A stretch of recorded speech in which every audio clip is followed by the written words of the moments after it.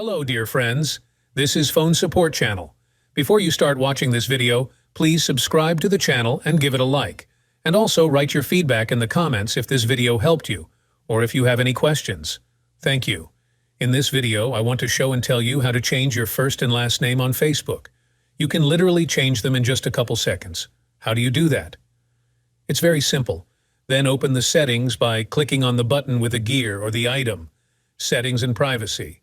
Then select Account Center. Wait a couple of seconds.